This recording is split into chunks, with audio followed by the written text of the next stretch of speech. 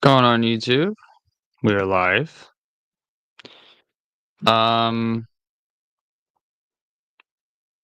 we'll go ahead and share the stream real quick. Whoops. Jedi Knight. Okay. I'm not streaming I'm not streaming like super late like I normally do. So, um, well, it's still somewhat late, but it's not like 11 o'clock or whatever. But how's everyone been doing?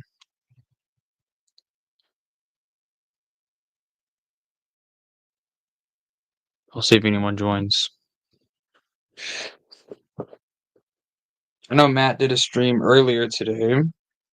I need to watch it. I wasn't able to make it because I was doing church stuff. So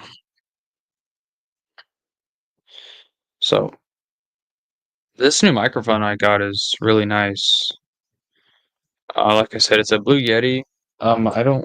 It's a Blue Yeti. I don't know if there's like a model number or whatever. Just Blue Yeti. That's all I know. Uh,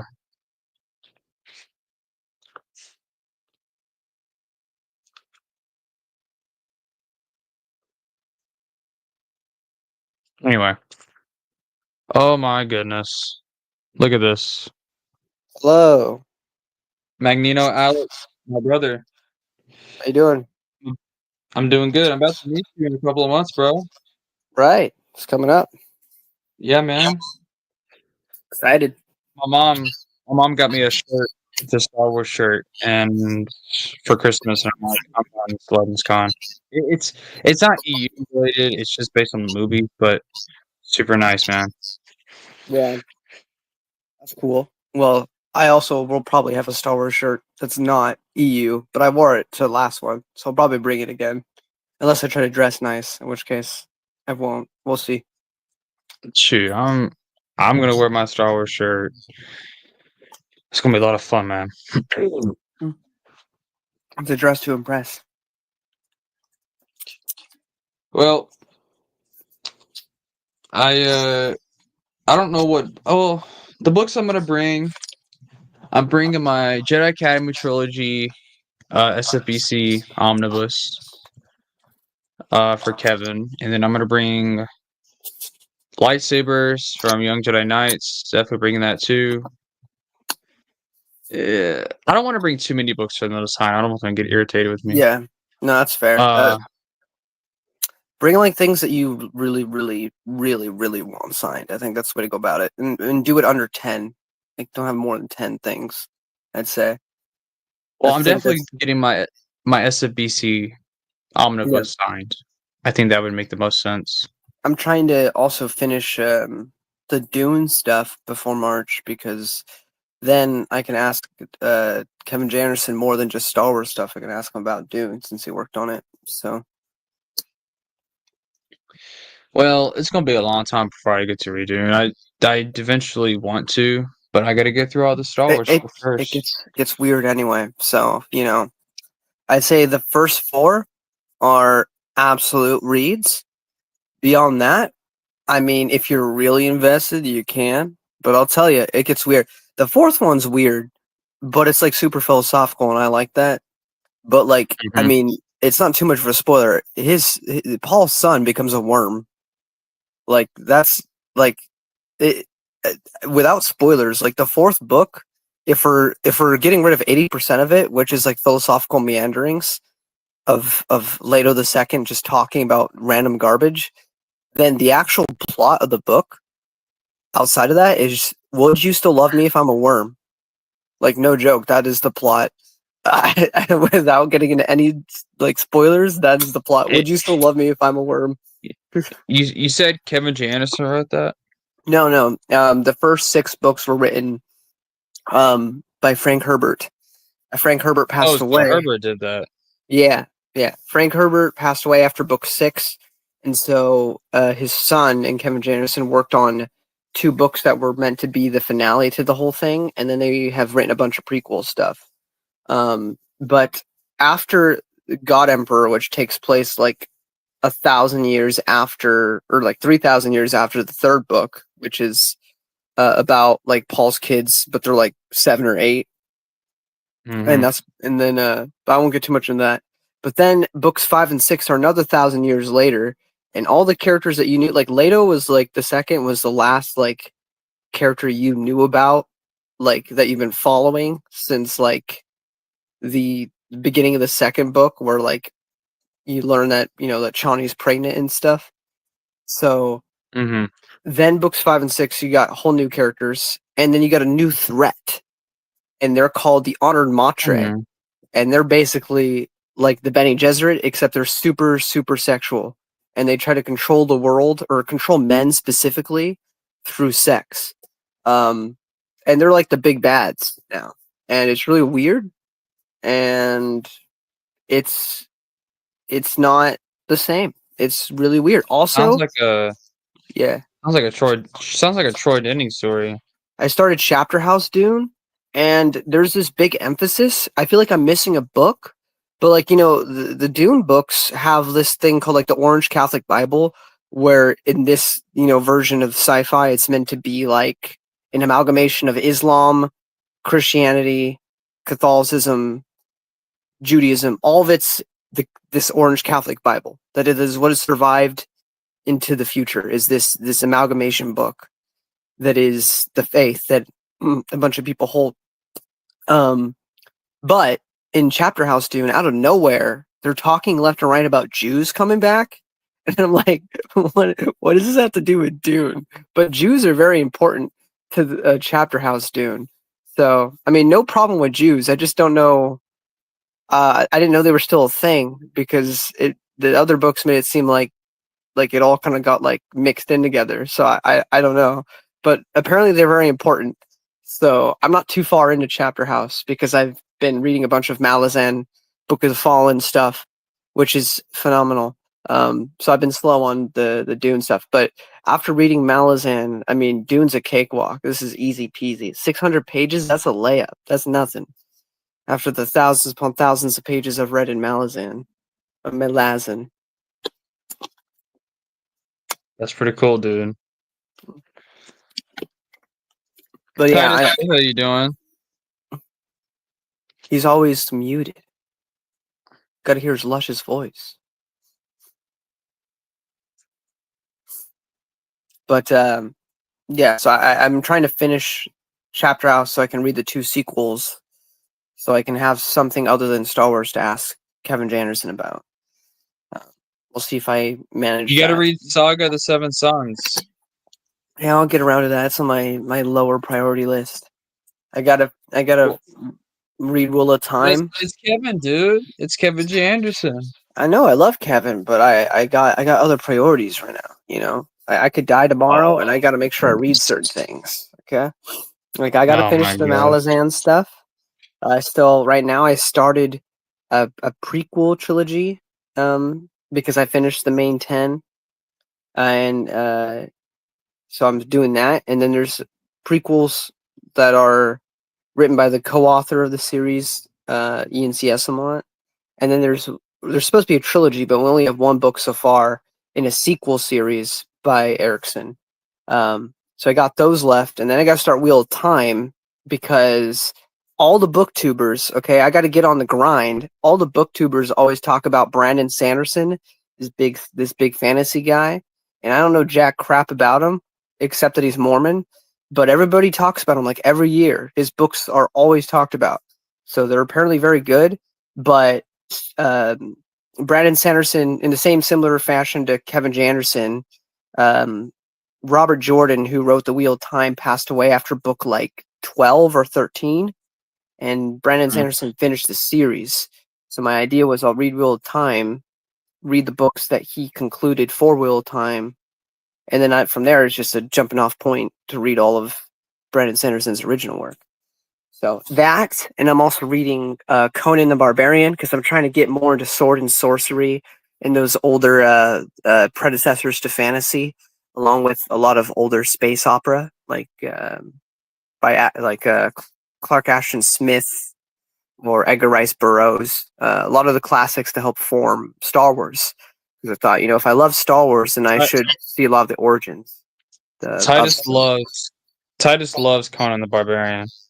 Yeah, I've been really enjoying it. I do have some issues. Like, see, for example, my profile picture is a character from Malazan Book of the Fallen, called Karsa Orlong. Now, Karsa Orlong, this is actually really interesting. So, Steve, the whole thing with Robert E. Howard is that Conan was, in a sense, meant to be this sort of this criticism of modern society and civilization.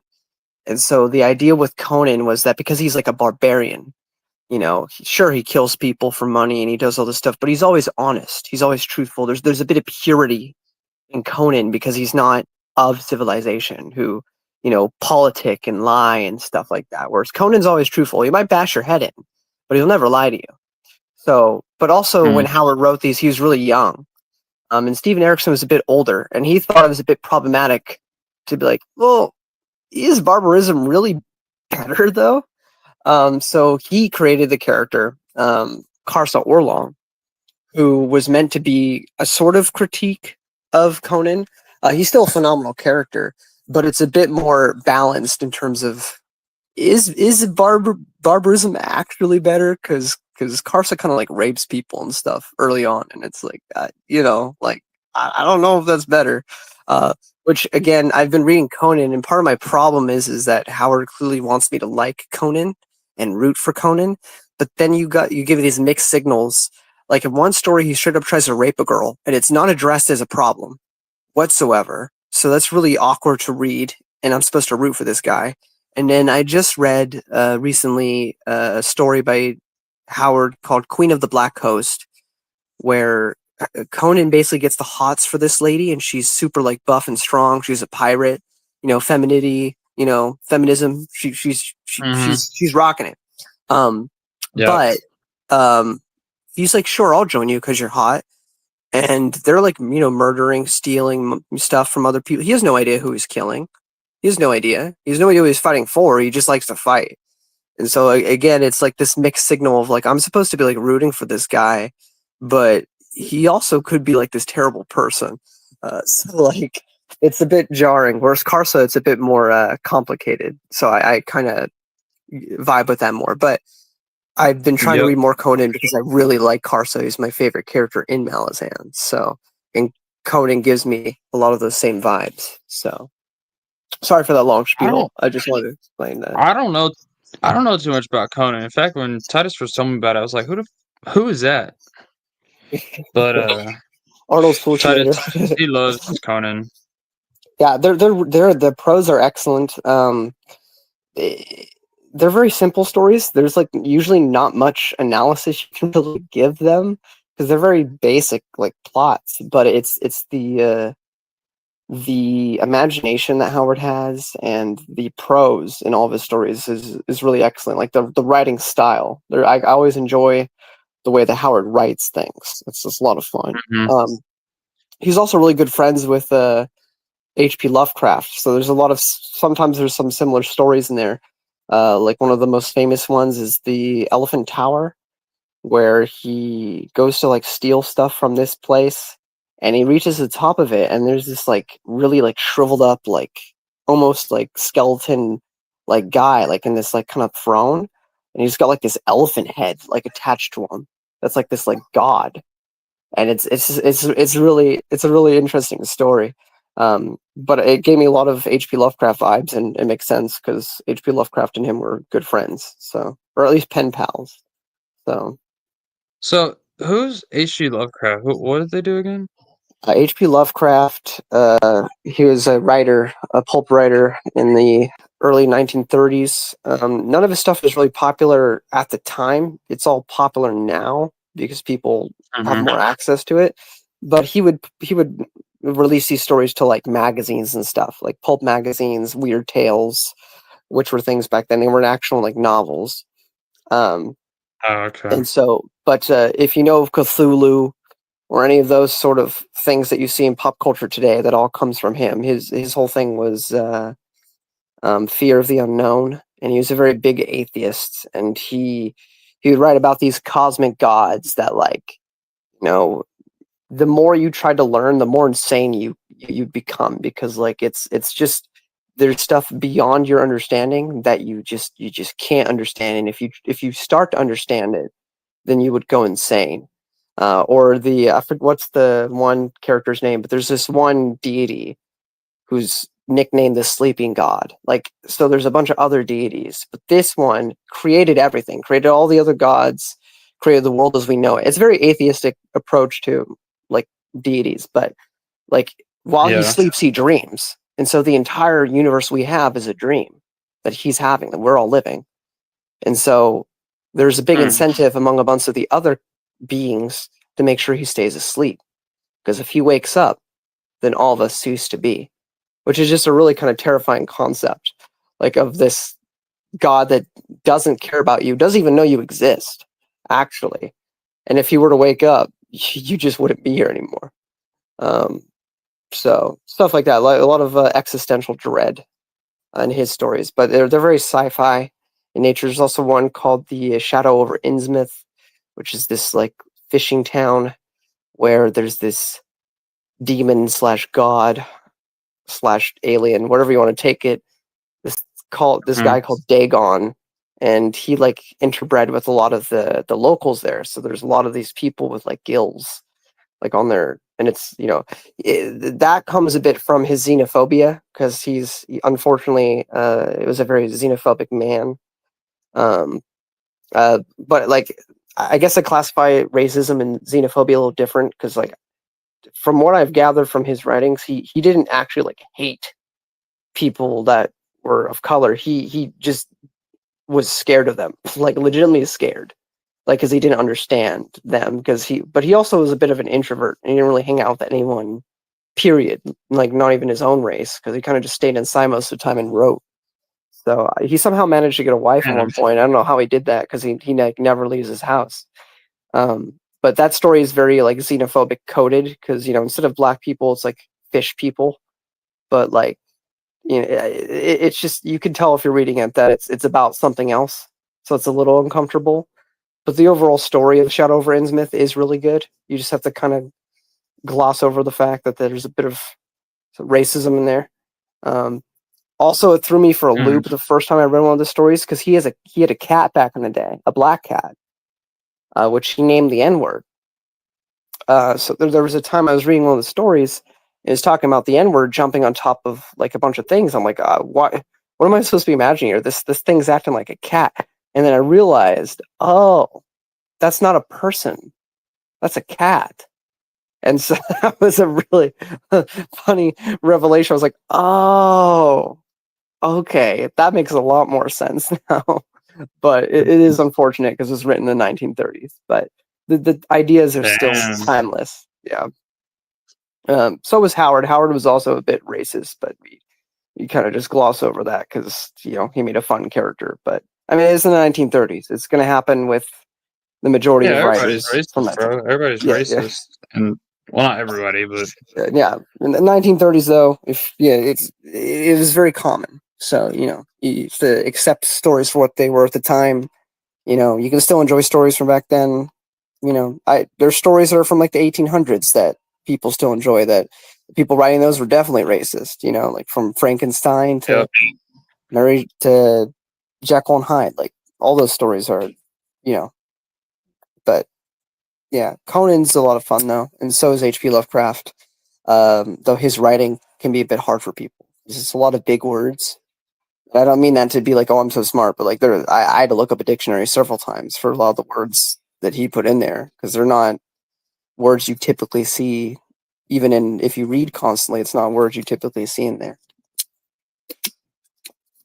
Okay, sorry for the yapping.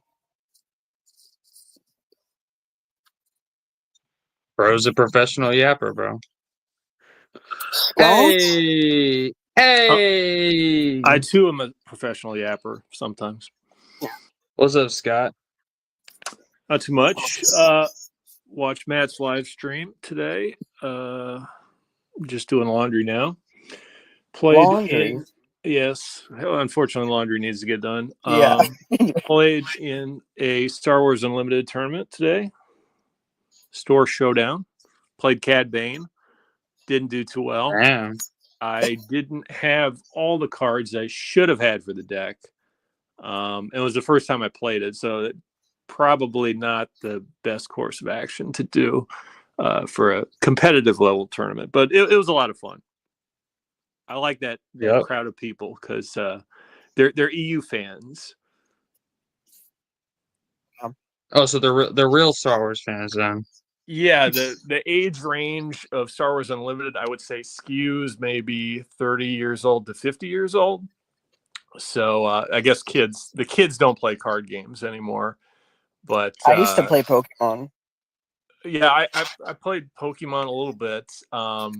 It was like once I turned 30, I didn't really care. Yeah. Whatever. Like it's funny. I was in line at the game store. I was picking up one of the Fantasy Flight role-playing guides, and everybody was signing up to play Pokemon. I was like, I was like, wow, man, because I didn't realize Pokemon was still a thing. But yeah, people still play it, and I got into it. Some of my friends got into it, and that Pokemon skews a lot younger. Like it does. Star Wars is a lot more. It's my definitely age family oriented. So yeah. But it's like if you can't play, because I'm a fan of the Decipher, like old school Star Wars card game. I was a little bit too young to play it competitively when it came out. I was always trying to get people to play. Like I had some people at my school that played, and I was like, how could I get people to play anymore? And I settled for Pokemon because it was like it's a card game, right? It's the closest thing I could substitute that. And like some of my friends, they indulged me and played Star Wars, the Decipher game a little bit. But now that Unlimited's out, and I was afraid it was all new canon, but that's not the case. It's a lot of fun. You can kind of avoid the new canon cards a little bit. There's not too many of them. There's like Poe Dameron, there's Snoke, couple other cards, but you not play them and just play. You can just rip those up. Straight Star Wars. Those up. Yeah. If you pull them in packs, just rip them up. Yeah. Titus, what are you doing, bro? I think he's lurking. Yeah. That's all right. I was lurking for a while. So Alex was talking about Lovecraft. Yeah. Well, he asked me who Lovecraft was, so I tried to explain a little bit of it. Yeah, you don't want to read that, Lance. That's not. It's not Catholic approved. It's not Catholic approved. It's okay. A lot of things aren't Catholic approved. True. But if you're gonna read anything besides Star Wars, I gotta preach my fantasy gospel of Malazan, Malazan, Book of the Fallen. That's a outside the Bible. That's the biggest life changer ever. This is that series for me. So, well, I mean EU, but that's like extended media from an original source, which is film. In terms of just only a book series, Malazan all the way.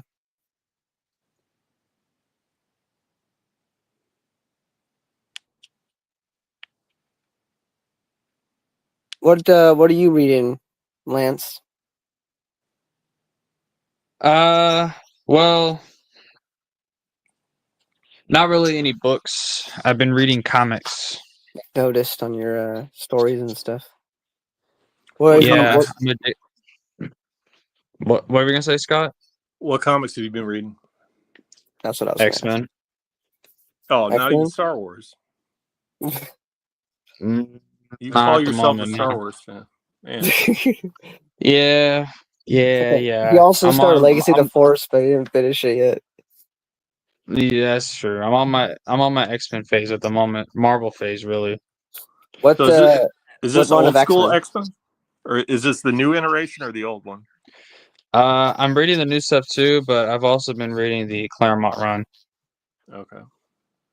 Claremont. He also wrote Chris some Willow Claremont. sequels. Chris Claremont is the guy who made X-Men popular. Yeah, that's what I hear. Because Stan Lee, Jack Kirby created X-Men, but it was their least popular book that they made in the early 60s. And it ended up being canceled in like the late 60s. In the mid 70s, Chris Claremont was hired to bring the X-Men back, make it popular, and that's what he did. So he's the one who made Wolverine into an X-Man. Because Wolverine was originally a Hulk villain. Right, yeah.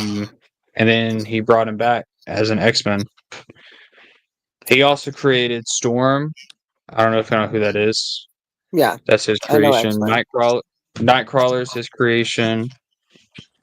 I love Nightcrawler. I love my religious superheroes that don't get Yeah, enough man. love these days. Nightcrawler. Actually, if you watch the '90s animated X-Men, Wolverine was also like Catholic / Christian, so that was cool. He's not in any other thing that I know of, but in that show he was. So that was cool. Yeah, he got converted by Nightcrawler. Yeah. Also Daredevil, of course, like the Catholic, like the man. Yeah, bro. Yeah, he's the guy. I love Daredevil. That's all I can think of for super religious Marvel characters, though. Oh, there's other religious ones that just don't practice Christianity. Yeah. Like, isn't not the normal Miss Marvel, but like the little girl Miss Marvel. Kamala Khan? She's like Muslim, right? Yeah. Yeah. That's cool. But yeah, that's what I've been reading. Just X-Men stuff. Collecting X-Men stuff. It really is all Marvel, to be honest with you. I've been reading a lot of Marvel stuff. Yeah. If I had all the time, I definitely got to read more comics. But really, like back in the day, I'd only ever read out of all things, I read Marvel Zombies in like my public library. Man. Yeah, I had read the same guy who did Walking Dead, so I read those, and then I just never picked up a comic after that because I read like all the Marvel Zombies, and then I started reading the EU, and that got me back in the comics because I found out that all the comics mattered and counted, so I had to read those.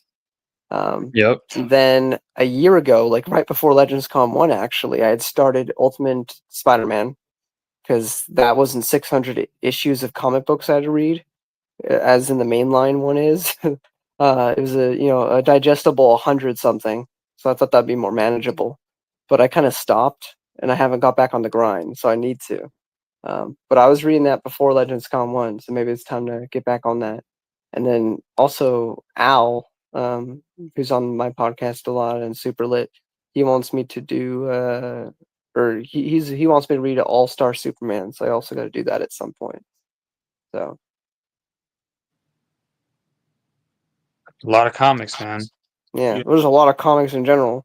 I'll never read all of them. So, Yeah, No like one will. Alex does a Star Wars EU podcast, if you remember what that is. Yeah, I remember that. I remember that podcast. I don't think Alex remembers it though. nah, I drink to forget, but I always remember. Sorry, it was a joke from a YouTube video. No, but I was just mentioning it, so I don't know, so you had context for what I was talking about. But I mean, I guess you know Al, but I didn't know if I said Al if you'd get it, so that's why I said that. Yeah, no, Al's awesome. Yeah. Speaking of EU, I guess there's been a lot of hubbub about whether it's politically correct to use Legends or EU now. That's apparently a thing now. I don't know if it was a thing in the past. I don't know if it's a thing. I think people are trying to make it a thing again. Well, if you look at, like, for example, Matt Wilkins' last community post where he talks about what he's going to post on the expandeduniverse.com, there's something about the they all start talking, like there's 50 some odd comments, and it's all arguing about whether you should use EU or Legends. And yeah, I mean, there's a lot of the it's- fandom ministers who are like, you have to say EU or you're not a real expanded universe fan. I mean, I always use the term EU, but and I think this has been a case closed. Matt said it, other people have said it, but I mean, it's as simple as this. I mean, if we ever get more expanded universe material, like actually, like if Lucasfilm were to listen, it's going to be in the Legends banner. And that really doesn't bug me because it makes it easier for let's say my brother would never, because my brother doesn't like to read in general, let alone comics or novels. But let's just say my brother wanted to get into it. It'd be a lot easier for me to go, okay, well, the stuff that has the Legends banner, that's this continuity. That's how you know. And then if you want to read the canon stuff, it doesn't have that. It's a very easy way to differentiate the two. So I don't really mind that. And as Matt jokingly said, it's a seal of approval, or at least like 80% of the time. And there's definitely some stinkers in the EU if you read all of it, because I've read all of it, and there's some stinkers in there for sure. But 9 times out of 10, you're going to find a either decent, good, or great book. Sometimes phenomenal even. And if you have the Legends banner, it's going to be really easy to tell the difference. So I don't see this as something that needs to be fought over. Like yes, I'm always going to refer to it as the expanded universe. But for new fans, yeah, sure, I'll go like, yeah, that Legend stuff, that's the expanded universe, by the way. When you start reading it, make sure to call it that. But this is how you know where to get your stuff. Right. That is the settled official line that I think everybody accepted up until recently. Yeah. It's always been semantics, right? It's been, you know what you're referring to. It's EU Legends. It's synonymous. Yeah. But Tomato. Maybe there are some younger people who aren't familiar with probably the fact that this has already been an issue in 2014 and either weren't around or may have forgotten. I don't know, but I guess that's a positive. It was very surprising to see that, especially like 50 some odd comments with multiple people in there. There's someone named Quality Down Syndrome or something. I don't know. Oh yeah. I don't know if there's alt accounts going on, but it was a riot to go through that comment section. I think there might be a positive outcome to this, though. If it's not just trolls and it happens to be like new fans of the expanded universe that legitimately don't know that this has been something discussed already, that's actually a little bit of a positive, because it's like, oh well, I mean, I know 2014 doesn't seem that long ago, but for context, 2014, I was 13 years old. I'm gonna be 24 next month, so that was a while ago. So, I mean, if we're getting new fans that don't know that that's been discussed and haven't deep dived into Matt Wilkins' channel or just looked around the internet to see that this has kind of been concluded, then that's kind of a positive thing, because it means we're getting more people in it, and they just gotta be, yeah. But for sure, but like, can they read the room? Can they do some research? Because the answer is out there if they look. This is the age of TikTok, though. You think people do research? Well, the thing is, like, this is just one of many topics that I've seen reiterated in its second, third, fourth generation with other people saying, "Oh, the Clone Wars was never canon, or it shouldn't be canon," or Dave Filoni. He says himself, like, this was not supposed to be part of the canon. It was his own thing. Yeah, I mean, we know all that. Yeah, we've seen that before. We've seen him say that live, right? Yeah. We've talked about it a lot. I don't get why they think this is such a new, novel topic, right? It's not. So yeah, it's a pretty pointless debate. But as Ecclesiastes says, nothing new under the sun. That's true. I heard someone was complaining about that earlier. Someone commented on Brennan's videos that they were saying the same thing. Like they were calling him out that he was using the word Legends. Oh, you're not a real fan, or something like that. Yeah, I remember that. That was crazy. I think I responded to them, and I said, I hope you realize how silly you look right now, and how this will reflect badly on you by everyone who reads the room. Which I think, and he didn't respond to me after that, I think. So I think I sufficiently shut him up. Well, but, maybe that wasn't the most diplomatic way to respond. But he was being rather rude to Brennan, and I get rather protective over people I care about. So. Oh, that's fair enough. In fact, you now that you're talking about it, you might have been the person that told me about that, but I don't know. It seems like it's been a reoccurring topic in the last several weeks.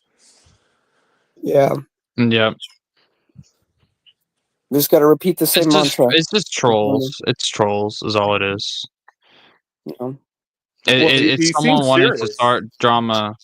You said what? He seems serious because it's the same thing every time I see it. It's the same argument. And they're Well, that's what I'm saying. really going at like it. he's spouting the same crap over and over again just to get attention and start drama. Yeah, that's true. That's literally the only reason. If it's the guy I'm thinking about, he tagged on his own account on YouTube, because there's like the community post channel where you can like post whatever. Right. So he tagged Brennan, specifically so Brennan would see it, and talked about how this guy isn't a real Star Wars fan. I'm like, oh really, Brennan, a guy who's read like all of the EU, knows everything. You ask him one question, he's like an encyclopedia. He gives you an answer. You're gonna tell me he doesn't know the EU, or he's not a real fan because he used the term legends? Get over yourself. Like, the thing about Brennan is it's a lot fresher in his mind. Like if I was his age, I'm sure I would be just as sharp as he was, but my mind's rusty at this point. So yeah, he makes us all look bad, and I don't appreciate that. Yeah, I mean, hey, I'm slightly older than him, but I'm still closer in his range, and I still don't have the, like, if somebody asked me a question, I'd either give them a vague answer based off of my vague memory, or I'd be like, I don't know, I'd have to reread it. I don't know what to tell you. I'm sorry. So it's not just like, because he's so young. It's just he has a really good memory, and not everybody has that. So that's true. And I'm saying he read it more recently than a lot of us. It's fresher in his mind for sure. But yeah, it's not just one guy. I don't mean to say it's one guy at all. Oh yeah, it's a recurring topic. Yeah, just by trolls. Well, even so, I think it's good if there is continuing to be new fans in the expanding universe, which we would hope will continue to be the trend for years and years to come. That as people get older, whether they like the Disney stuff or not, that's not really an issue. They could love the new stuff, that's fine. But if they get curious about the old timeline, as the years go by, if we get to 2030, 2035, there's going to be people who don't know that millions of people or thousands of people, however, have talked about the same topic about the Legends EU debate. So it's always good to refresh it. It's another, not to get religious or anything, but there's a reason why religious people go to church every week. It's like, well, don't you hear the same thing every week? It's like, kind of. I mean, it's kind of like the same thing you hear till you die, but it's, you forget, you don't remember, and then new people come to the faith. So it's always good to reiterate. Be reminded for sure. But I don't know. You're comparing it to a faith. I mean, Star Wars EU certainly isn't a faith. I just mean in terms of repetition is okay. It's okay to continually repeat the same thing because it's important. It is an important enough thing to talk about with newer fans. Like, yes, Legends EU, it's okay. It doesn't matter, So I just meant that with the faith comparison in terms of going to church. You're hearing Jesus died on a cross. You're going to hear that again and again and again and again and again, and that's okay because it's important to have that reiterated. And it's the same thing with certain EU topics for the fandom. Yes, sure. I will add though that there could be new opinions in the EU. There isn't opinions in the faith for sure. Hopefully there's not. But you could have a novel idea and have it be, I've never thought about it that way before. There are novel ideas in the Star Wars EU community or Star Wars EU.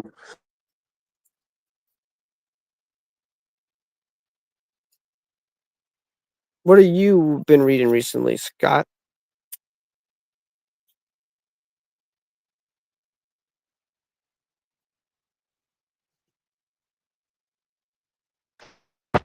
Sorry, did I cut off there? But I probably shouldn't get into that here.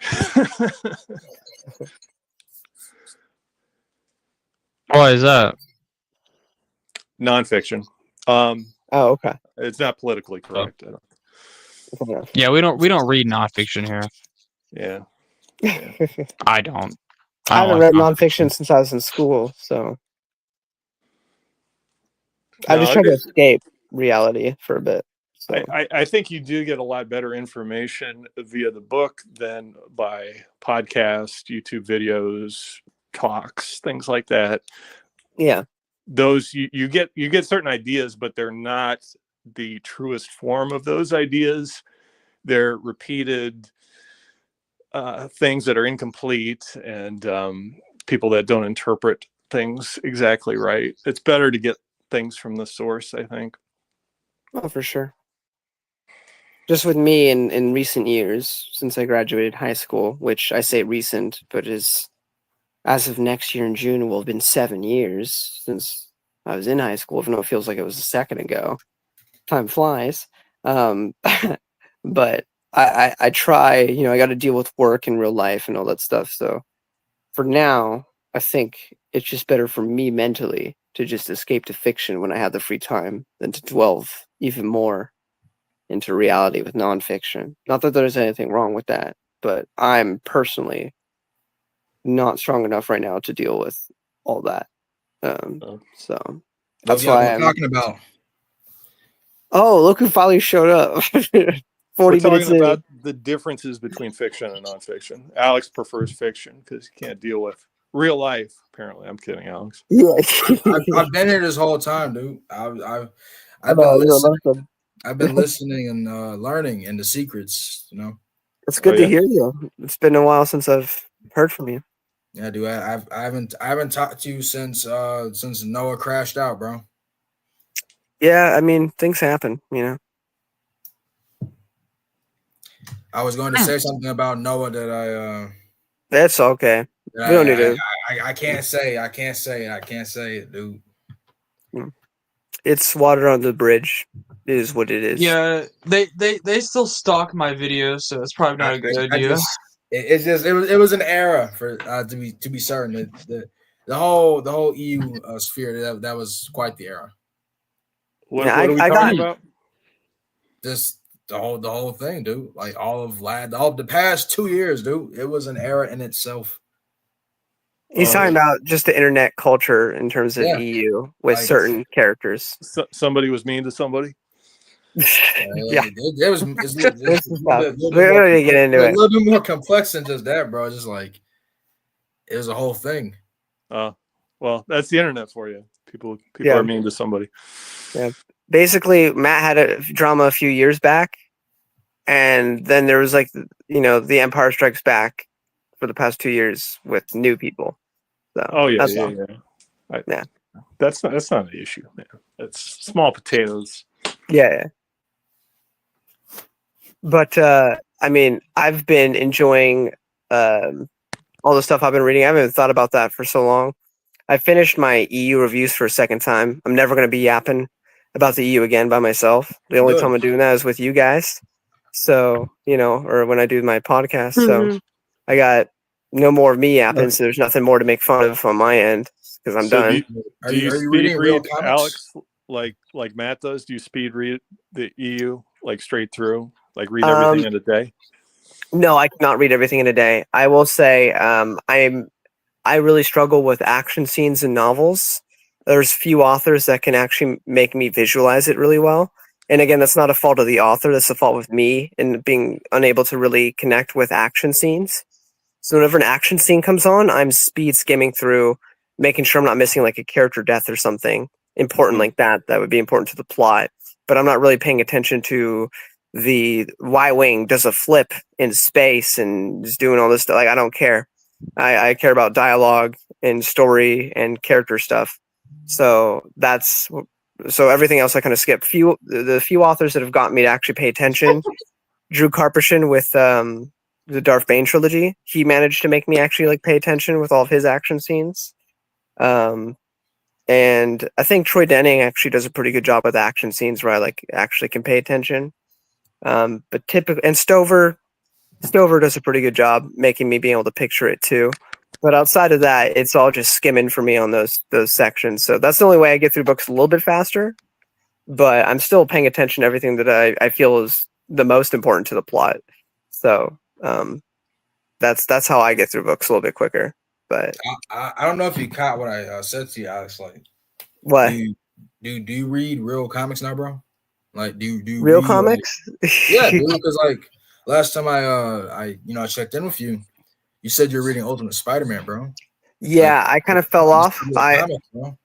I read the Ultimate Spider-Man up to issue I think like 30, right before Legends Con 1, and then I just never got back to it. So I need to. I also Al wants me to read All-Star Superman, so that's something that I plan on reading. Oh, do you not like All-Star Superman?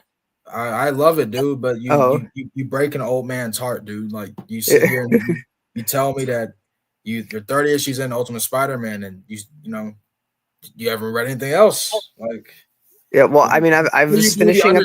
Dude, when will you go to distance and read 616 Spider-Man? I plan on it. I got hopefully a lot of life left. I hope I don't die in the next few years, but I'm trying to read. You got to read some real Marvel comics. You have to start soon, dude. You're gonna die before you notice if you don't start soon. Yeah, you're right. I mean, I'm about to be 24 next month, and time flies because I know, right? I was 19 like a week ago. I thought I don't know what happened. So you got one foot in the grave, Alex. Yeah, exactly. So I plan on it. I've been hoping to sometime next year start reading comics to kind of like fill out when I'm reading like a 1,700-page book, so that way I have like content in between. You should read X-Men. Yeah, you should read X-Men, dude. To make your brain expand, Well, before I read X-Men, I need to read Spider-Man. Like Lance has become a brighter individual because of X-Men, dude. I will read X-Men, but I must read Spider-Man first because that's my favorite superhero. So that's my priority before I. Oh my gosh, Spider-Man sucks. Spider-Man's a bad hero. Spider-Man is a bad hero. Maybe, but that's my childhood, and nostalgia is a powerful thing. Well, dude, nostalgia only goes so far, bro. Like, he's a bad hero, bro. Like, obviously, the best hero is Shit King. Duh. So, wait a minute, Alex. Your first Spider-Man comic was Ultimate Spider-Man? Because he's scared, bro. Yeah. Why? I grew up with the 90s animated Spider-Man. I played every single Spider-Man game that's ever existed. I've watched all the films with Sam Raimi to Andrew Garfield's Mark Webb, and of course the MCU one, which is my least favorite version of our on-screen Spider-Man. I've also heavy enjoyer of Spectacular Spider-Man, along with Spider-Man Unlimited, which I think is underrated. I know it's you like Spider-Man Unlimited. I do like Spider-Man Unlimited. You're going I think it's overrated. I was just baiting, dude. I was like doing my little fucking bait bit this whole time. But that shit, you're going to hell. You are destined for hell, dude. You're over here saying, I quite enjoyed the cliffhanger ending of Unlimited Spider-Man or Spider-Man Unlimited. I don't enjoy the cliffhanger. I'm sad that's how it ended, but I still enjoyed that intro song slaps. That intro song slaps. And that's the one redeeming thing, the intro. That's it. Alex, you gotta read Amazing Fantasy 15, man. You do. I'll get to it. Stop, bro. Like, you should have watched the Silver Surfer show instead of goddamn Unlimited. I've watched all the 90s animated Marvel shows. Incredible Hulk, Iron Man, all those X-Men.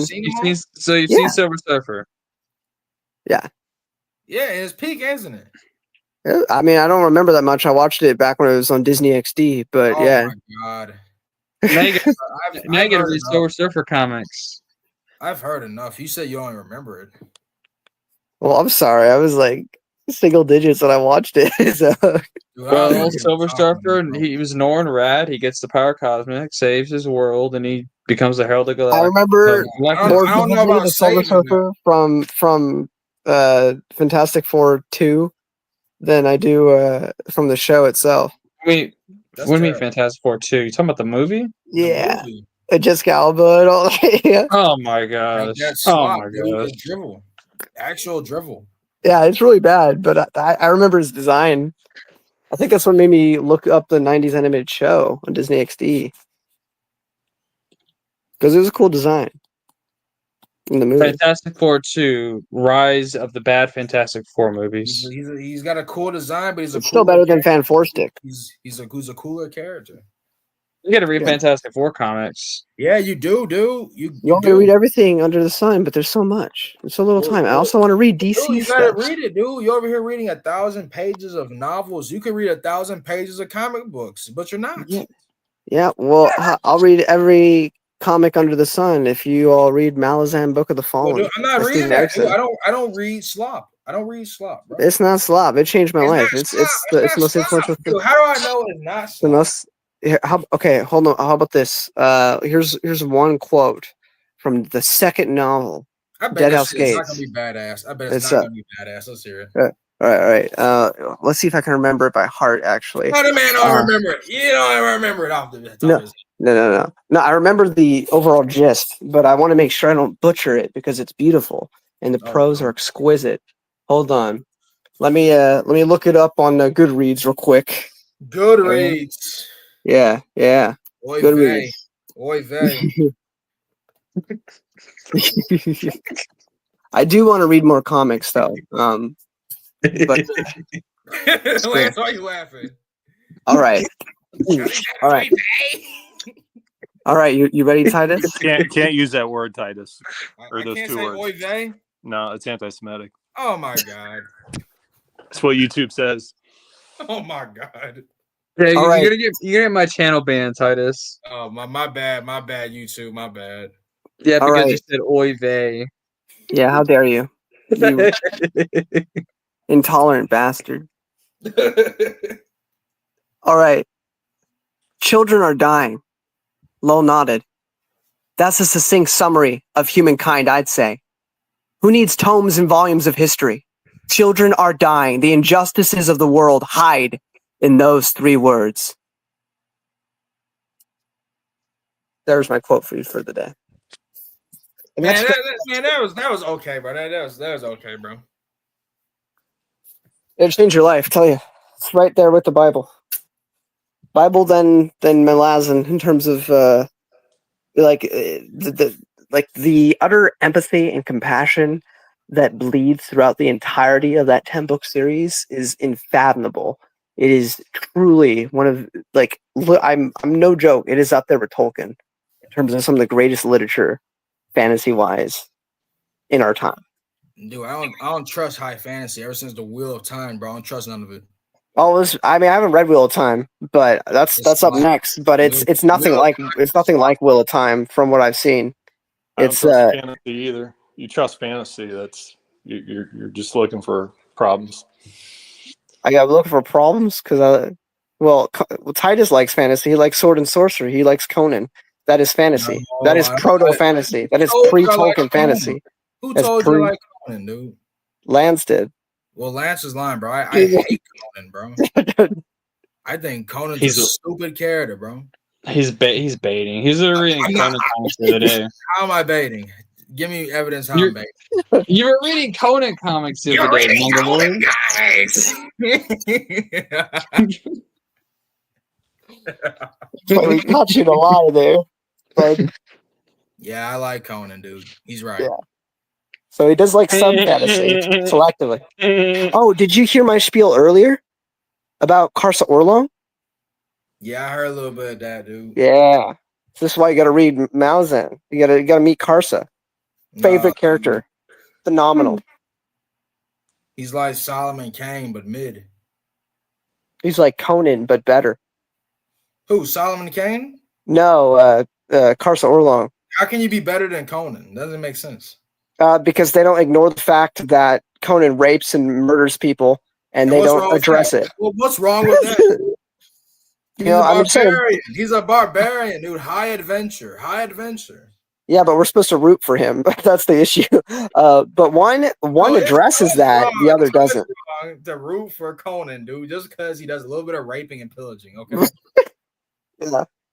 Like there's a story that the Frost Giant's daughter. You gotta bait me, Titus, saying that. That's not even bait, bro. Like generally, that's something that Jalen has said before to me, Lance. So like he said that, like, dude, doesn't Conan rape people? And I'm like, so what, bro? Like, damn, dude, I can't. I like the character. I'm just saying, like, I wish there's a little bit more analysis of his actions and make him more of a gray character than just unanimously, oh, he's the good guy, root for him, despite what I'm seeing on the page. I would just like a little bit more analysis of that. Whereas like with Karsa Orlong was meant to be an answer to Conan. So like he is just as awesome, if not more cool than Conan in certain instances in that 10-book series. But it does address the fact that he's not necessarily a great dude. He's a morally gray character. You may think he is justified in certain actions. You may like him despite certain actions, but it certainly addresses it more so than any of Howard's work does, which was the entire point, because he wanted to, because Howard was like, oh, barbarism, pure, it's away from civilization, which is the problem. Whereas Steven Erikson was a bit older when he wrote his series compared to Howard. He's like, is it though, Howard? Is barbarism really better than civilization? Like, civilization is flawed heavily, yes, but is barbarism better? And Karsa Orlong was his response to that. Actually, oh my goodness, now that we're on this topic of Conan, also I've been reading Conan. I love Conan. It's too late, bro. I've heard it all, man. They haven't heard it all. You're over here trying to scrutinize Conan's actions, man. I'm sorry, I analyzed my fiction. The badassery and the badass, dude. Like, damn, bro. I love Conan. I'm saying I enjoy his stories. I wish there was a bit more complexity to him for some of the actions. Like the Frost Giant's daughter, his entire motivation in that plot is to have sex with this woman who doesn't want to have sex with him. Dude, that's relatable, bro.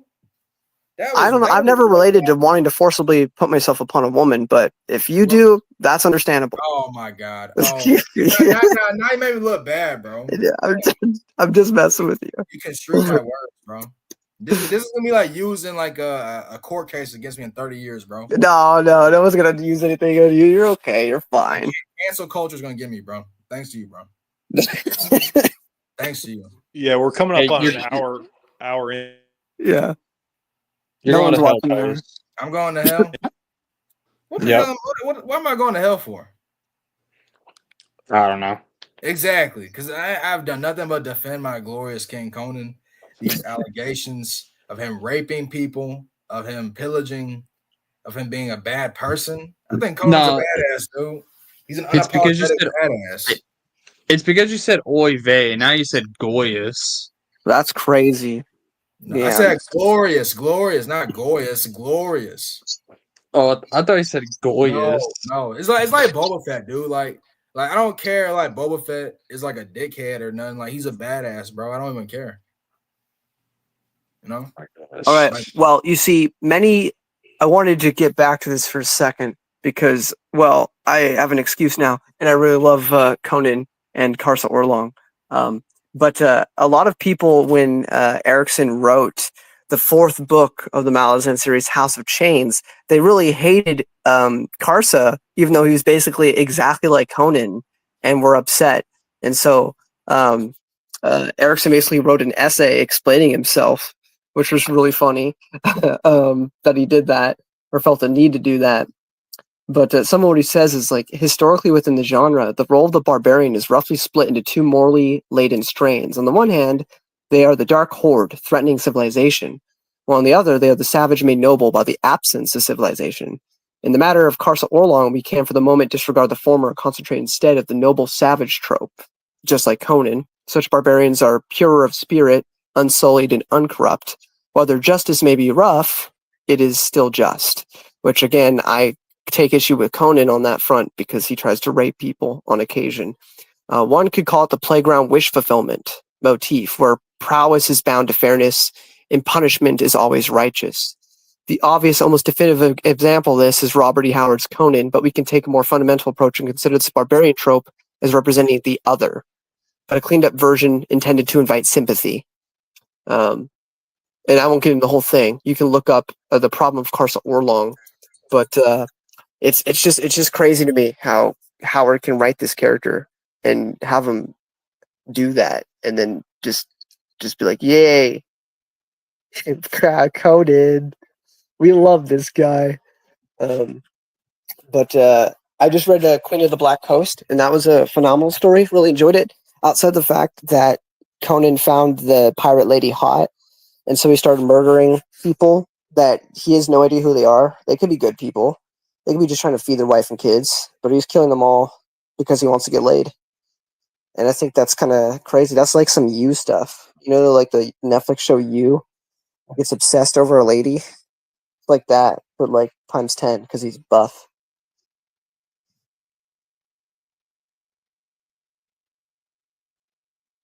Violence. Yeah. Against women. I think it's about time to wrap it up on the stream, Lance. We're in an hour. Yeah, I was about to say that, bro. There's been too much lunacy in this stream. Yeah. Probably get flagged for it. Yeah, probably.